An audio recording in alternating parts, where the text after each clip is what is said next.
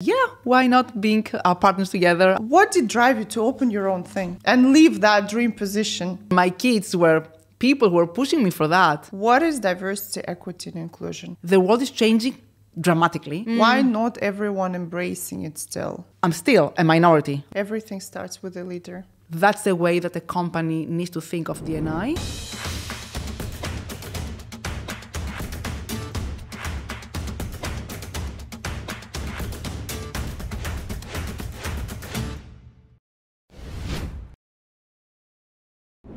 Hi guys, welcome to the new episode Brands Through Stories. Today my guest is someone whom I was trying to get to come to my podcast for quite some time. She's a very, very busy lady, as she is a professional and consultant and a leader in the topic that fascinates me recently: diversity, equity, and inclusion. Eleni, she's my good friend and hopefully in the future will be my business partner also. Eleni Kitra, she is a senior business technology leader in multiple companies such as Meta, ex-Facebook, Sony, Omnicom. She's also a CEO and a founder of her own company called People First, which is a modern diversity, equity, and inclusion company. Hi, Eleni. Thank you so much for joining me today and finding time to come to this podcast. Are you joking? I would love, I really was very happy when you proposed that because as you said, I met you, in a very social event, and then we developed friendship, and yeah, why not being partners together? I would love that as well.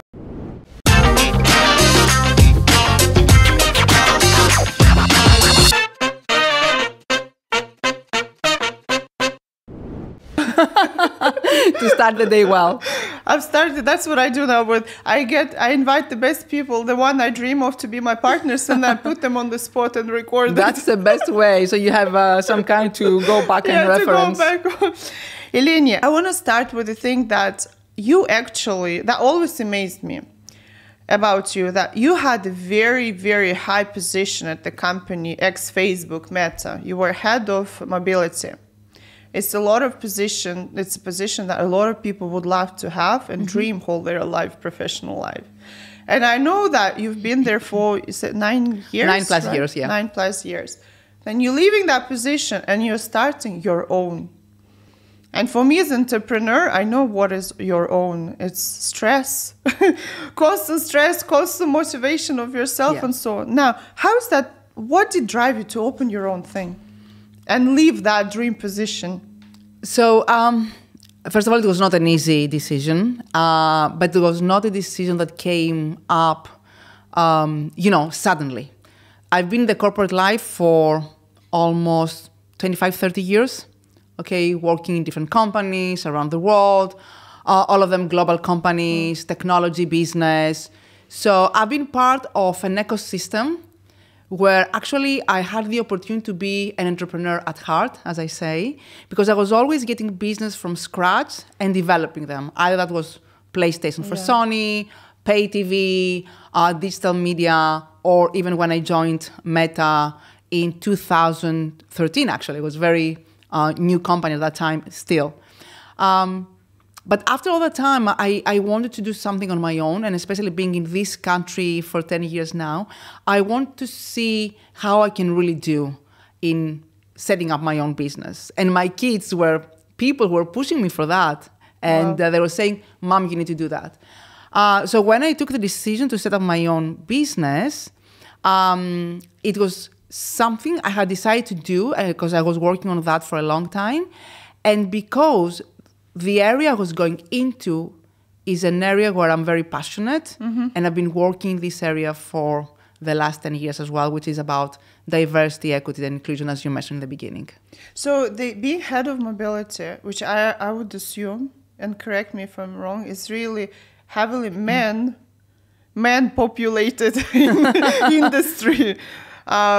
Is that where your motivation came from? So it came from two areas, if I can just make them so I can just simplify stuff. The first one was that I have been working almost all my life in very male-dominated industries. Yeah, I was looking for the word. Yes, don't worry. I learned these words as well. So male-dominated industries, and I saw myself growing and becoming more, how can I say, more knowledgeable about the challenges I was facing and understanding consciously now what I had to deal with. Okay, it was not an easy journey. So that was happening, and that was one of the reasons. The second one was that because as part of my years, especially my years in Meta, I was very much involved with everything about ERGs, with the resource groups for companies, working with underrepresented groups of people, which is not only the women, okay? There are a lot of underrepresented groups of people. And seeing myself doing stuff regionally, but also globally, I was part of the global board of D&I for Meta for the last 2 years, if I remember correct. So this gave me the opportunity to see what things are about, not only for women, but for all the people who want to be part of an ecosystem, but they don't have the opportunity. And this is where I took my inspiration and said, I want to be more into that, because I really, really loved it. So let me take actually a step back a little bit and put things into perspective. What is diversity, equity, and inclusion? There's a lot of, some people think it's women, some people think it's, certain groups of people. But what it is really for you, would you explain, describe DEI? I will say it in very simple words, because I've seen that, sometimes you talk to people about DEI or DNI or any kind of abbreviation we can actually use, and it's not well known. So for me, diversity, and in the country we live is diverse by design, it's that you have people from different backgrounds, origin, gender, knowledge, language, whatever, religion, everything. So you have different elements, okay? That's your ingredients. Inclusion is you bring all these people to be part of this ecosystem with the role that they can actually do very well. Okay? It's like when you make a cake and you have all the ingredients, you put them in the right way to make the final cake, to create the recipe. You put them in this certain proportion. Exactly. Okay? Yes. Without saying, oh, this butter is not good, I'm not going to use it. No. Use the butter in the best way that can actually add the flavor on your cake. Okay? And equity is about the kind of quality and value you create for the overall ecosystem in a way that makes sense for the ecosystem, the business, because this is very key to me, but also for the people who are part of that. And do you really need that? What if you just go for the talents who wherever they are, if let's say you're creating something that's male dominated and more talents, I might be, I might say things incorrectly, so please correct. So, it's a male business dominate. You go for the tycoons, the best, talents, you bring them there. Will your cake be still good? So bring the best talent is priority number one, okay? Yeah. And I say that because when you talk about business, you need to know that the way that a company, an organization is operating, the outcome is to bring value at the bottom line. If the bottom line is positive, is green, good job, man. If the bottom line is red, you have an issue.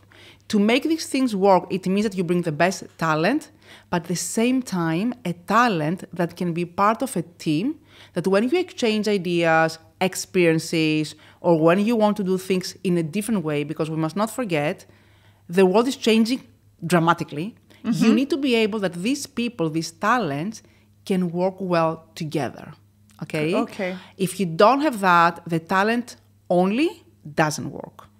And you need to be open to bring new people and new ideas and voices on the table. So having that diverse team and inclusive, when everyone is happy and bringing the best, what does it give to your business? Like, literally, what are the benefits? And this is, I think it's something we see very, very much nowadays, is that no matter how great a company is or how great a product is, if the people within a company, they don't trust the company, they don't trust each other, they don't feel they belong, they don't want to give part of themselves to make the extra mile. So being in a company where it's diverse, it has to be diverse because of what they are doing, but also they create a kind of inclusive culture. Yeah. So you and me, let's take for example, you and me. You come from a country which is Russia. Yeah. No. Yes. I come from Greece. Yeah. I will never think 20 years ago I will be sitting at a table with a person who is out of my little country Yeah, true, yeah. and feel so comfortable to be Yeah. working with, talking, having as a friend. So think of that, take that into the business world where you meet people and you are together with so many different talents, amazing people from all over the world. You don't think where they come from and you feel comfortable to generate ideas, go into doing business and making things happen. For me, that's inclusion and it's not easy to happen. That's why a lot of companies, they are in pain. This is a pain point at the moment. I'm just thinking, my background is Dubai. Yeah. Yeah. So Dubai, naturally, Dubai made me like this. I think that I can live anywhere. I won't be scared even, you know, without even knowing the language because of I'm exposed to the diversity and it's very inclusive here. Yeah. People who are in their countries where it's mainly one nationality, majority is people from the nationality. Does it also make that big difference? It makes. Yeah. It makes. Yeah. And I can see that. So I'll give you two, options of what you're talking about. So the first one is in a country where by nature, by design, is more from the people who have been born there, so it's natives, it's very difficult to bring other people because they will not consider them as people that can be part of their ecosystem, okay? Okay. So, and that creates limitations. For me, the biggest thing is limitations, and this is where we see also immigration issues happening because we don't see the actual value probably of more people coming in a country. And this is a very simplification of what we talk about. The second thing is that within a company, if you try to get people that they only look alike you, the leader, and that has to do with the gender, where they come from, where they studied, even the age, okay? There's an aging issue at the moment. It's not good because you cannot get the different perspective that people may have and they can bring into you, into your company, even if they come from a different industry, because they can bring a different kind of knowledge. So, and this happens a lot in the family companies, which they try to grow very fast, and they cannot see how they can bring actually people from around the world to be part of their business. It's interesting because as an entrepreneur, logically, I would think that hiring the same people as I am is actually, it's strange because if they're the same, then what's the value? But logically, you want to bring diversity, creative ideas, brainstorming, looking from different perspectives. But we still don't do that, right? What's the obstacles, actually? What are the challenges why not everyone embracing it still? I think one is the natural habit of people to go into the safe zone where I know you, you know me, we're good, we're friends. Okay, let's stick together. Okay, because taking a leap of faith with people probably that you have never met before or you don't know how to even leverage them, it's a matter of knowledge, it makes you feel uncomfortable. Okay, so one thing is how we as people behave automatically, okay, out of instinct. The second thing is that if you don't know how to do that, which means you have not seen this happen, you don't have a best practice, you don't know how to measure the success of that on your outcome you have, which is usually the business outcome, you cannot do that because you don't know how to do this. So you need to take this kind of journey where you learn the importance of D&I in your company, you know how to create a culture of inclusiveness, you know how to leverage people and make them work together. And if I may, I would add that when I hear the quote, or however you're going to use the phrase, culturally fit, it doesn't make sense anymore because what is culturally fit? Someone who looks alike like the rest, or someone who can actually make a culture which is much more powerful and can flourish the people and the business?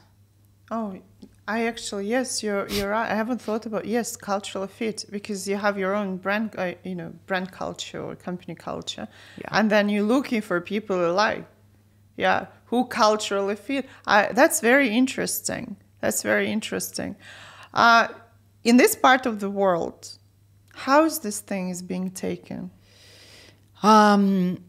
In this part of the world, I think I discovered the importance of diversity and inclusion. Even more? Even more. And I'll tell you why. Uh-huh. So when I came here, I'm still a minority, okay? Not many Greek people are here. I came from a country where I was not exposed to Middle East that much. But I found my way amazingly to feel comfortable wherever I was going. Even when I was in Saudi Arabia, I felt comfortably from the very first moment, because I was seeing that as a new opportunity to make things change and work for me, okay? I had this drive. So this country is very much pushing for D&I, okay? On a corporate level, on public level, all the kind of organizations, they want to go into that. What is missing is that a lot of the companies still don't know how to do that.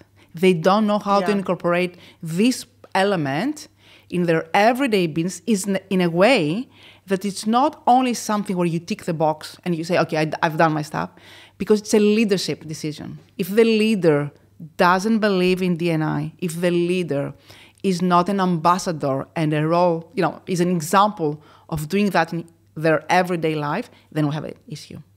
And I'm thinking that it's very similar. I have a lot of, from the brand perspective, because a lot has to do with brand, employer brands and culture. It's the same thing. Everything is built from inside. Yeah. Everything starts with a leader. Yeah. Vision, diversity, inclusion, culture, everything. And it's so true. So in your case, the challenge is this in general D&I, how we used to say, is it still the new topic here, you would say, or it's already... It's not a new topic. So if you see that someone say, oh, there's an event or there's a conversation or a round table, it's not a new topic. The way we discover the different layers and the value for what we do as people in any kind and form of organization, this is a new thing. Because we have a number of different elements of diversity that we need to incorporate. In the beginning it was men, women, so the gender balance, which is very important because we have not solved for it, okay? Still, we have a huge pay gap between women and men, still the way that women are absorbed in C-level roles. But you have other elements of diversity, which is age. Younger people are not hired easily because they need to have expertise. People over 50, they're like dead on their feet. Come on, it's not that thing. This always amazed me, this. It's crazy. Language, if you don't speak proper English or English that can be understood, you may not be sound or seem like you're smart.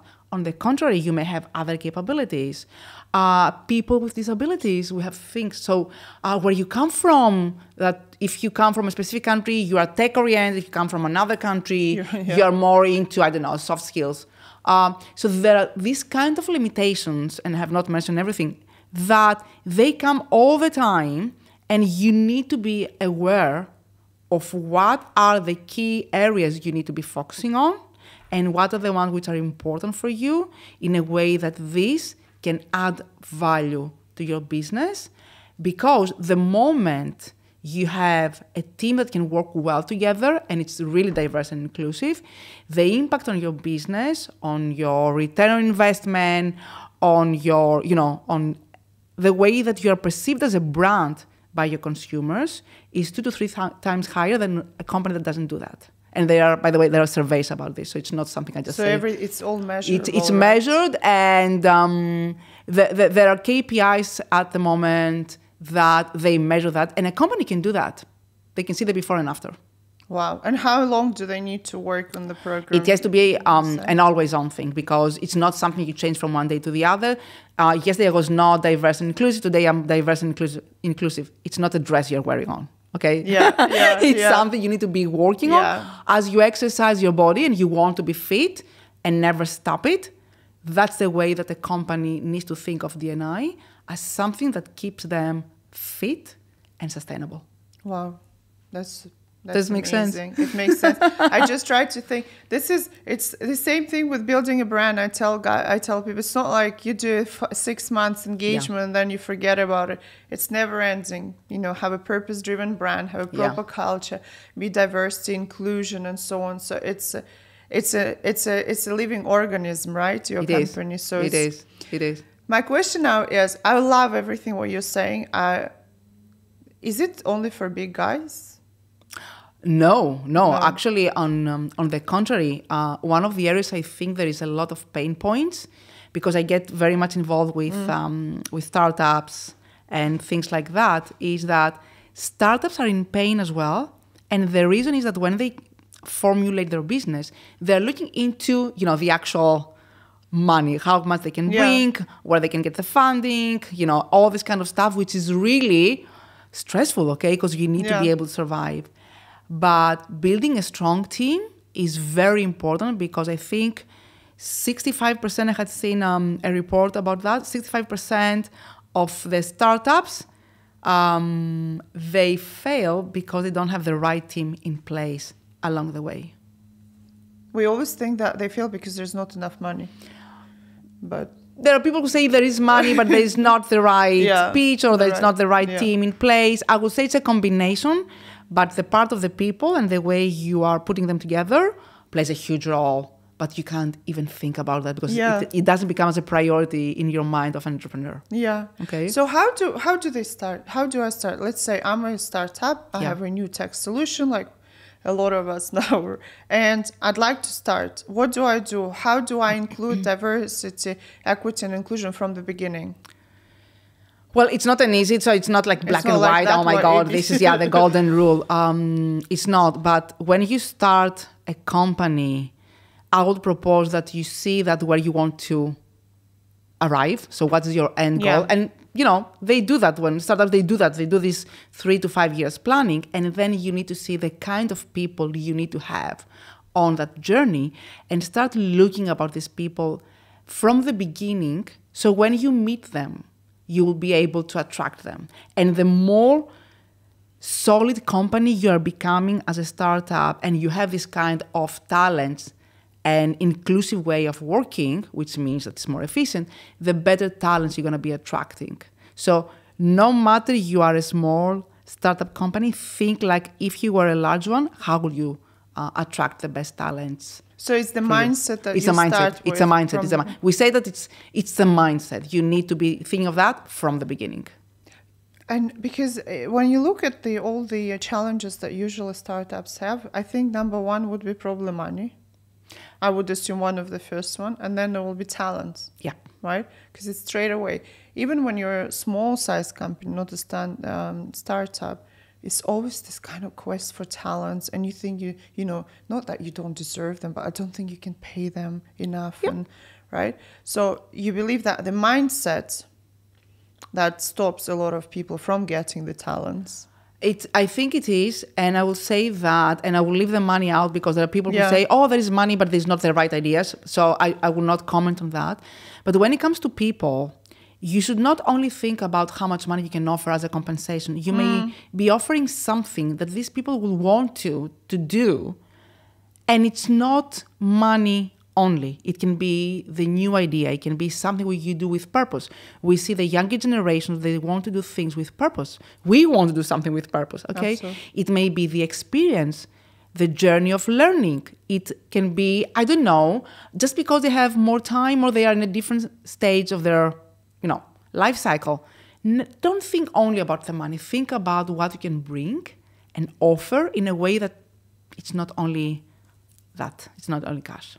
Yeah. And I think for yourself, as you're an entrepreneur, waking up and thinking all I care is money, it's a stressful thing. It's stressful, and actually it kills you. It kills. It's like me waking up in the morning and say, I want to be like 25 years old until I die. It's impossible. So if you think only about the money, money will not always come in the way you want.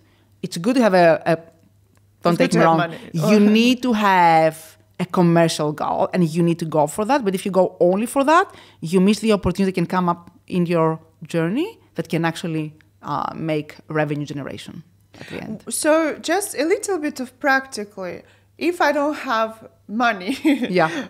as an entrepreneur startup for amazing professionals as you are, how do I start? How do I start even that mindset? With that mindset, what is? Well, I don't know how to say how you started, but I will say that you put yourself and you give yourself time to start thinking and try to make this kind of a big map where you put everything that matters to you, where you want to arrive, would you like to be your end goal in 3-5 years, who are the people you want to work with.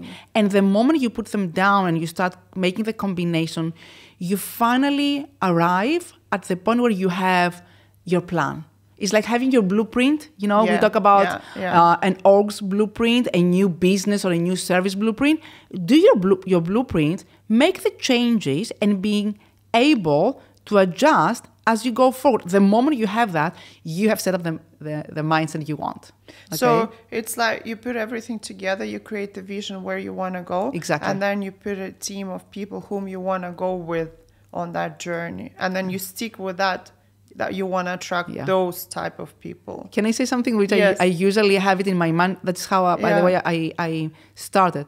I was saying that in my mind, I have the big idea, which was like having these little building blocks of a Lego.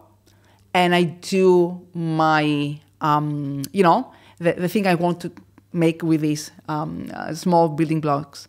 Then I changed and I said, I don't want to make one thing. I want to be able to use the building blocks I have, and then I can make a car, I can make an airplane, or I can make something else, because the same building blocks can create different things that may matter to me as I go forward. So I need to be going ahead and be adjustable.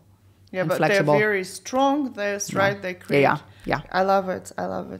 In terms of I know you work a lot with you actually teach at Middlesex University. Yeah. You're also a mentor for startups at Capital Club. I mean, you're a very busy woman. How you manage that's another probably podcast, because I'm striving to find the balance. And do you feel so you've been from corporate world where you've seen all this, dinosaurs in a good way of business that build it all and they know everything.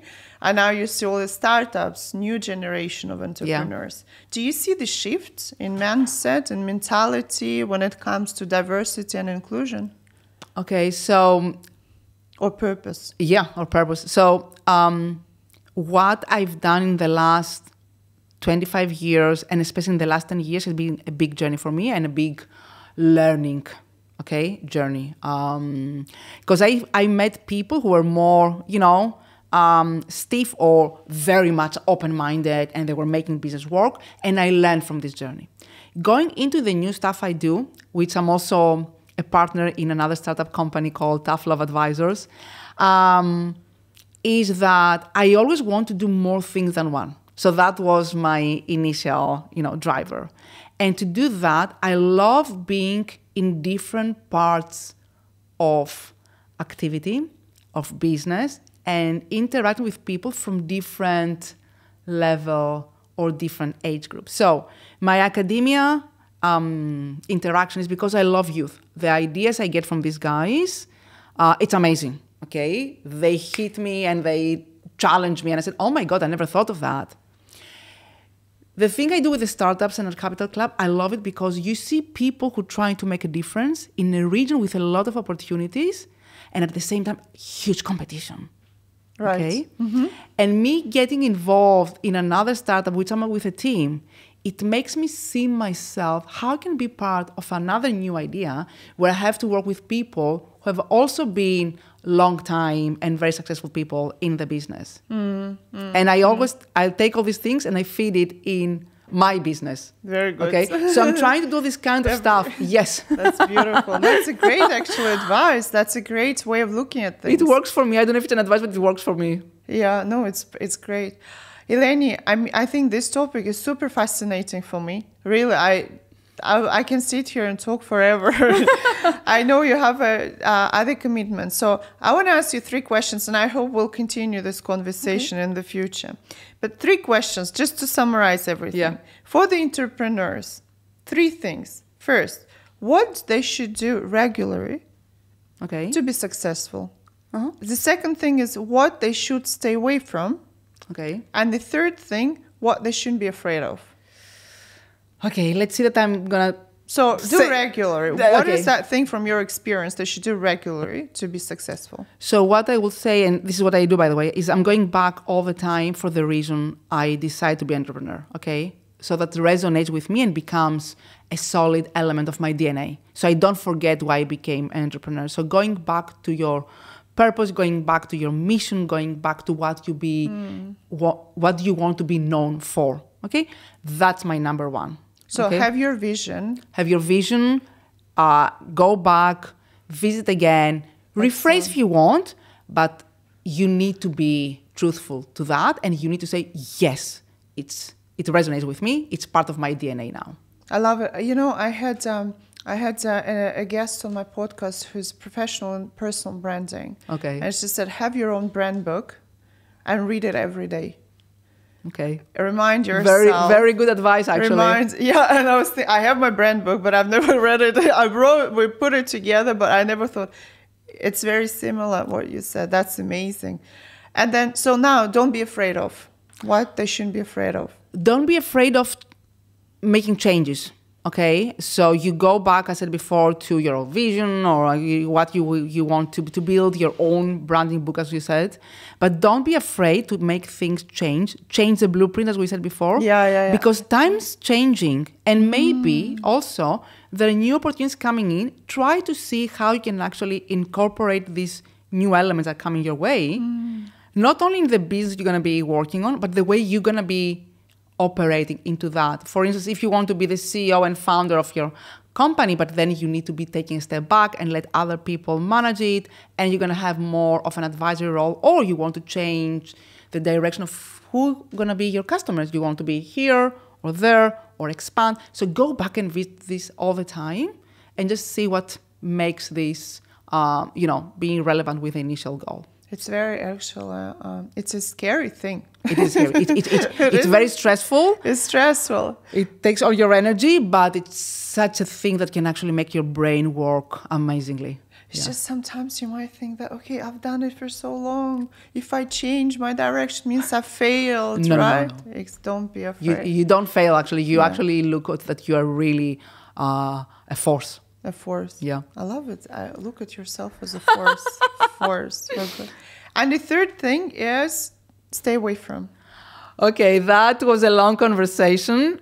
So I will say that you need to put a number in what you want to achieve, and this usually is a commercial element. I always love the commercial part, but don't only look into that. So if something doesn't go well with only the money, think of the other part that you're building that can actually bring the money. And I say that in the way that, actually I was talking with my husband, and he was exchanging ideas and was saying, you get paid for your effort, of course for the outcome, but for your effort. I was being paid in my corporate life. Yeah. As an entrepreneur, you're getting paid only when you invoice, when you make the outcome. So it's even more stressful.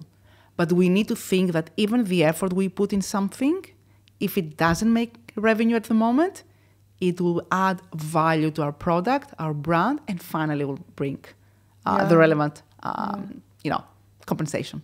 Eleni, I might surprise you, but sometimes you don't even get paid for your results. you chase. So it happens. Even more than It happens. Thank you so much. Really, I appreciate your time. I enjoyed it a lot. I've learned new things, and I'm sure it's just the beginning on my journey of learning how to make your company successful, my company successful in the area of diversity and inclusion. Thank you so much. Really appreciate your time. Thank you, and thank you for making this feel so comfortable, like we are chatting at the sofa of your house. So thank you for the opportunity. Thank you. Okay. Yes. No, how? Was it good? Was okay? Was it okay? It was very good. I'm sitting like this, listening, I think. Okay.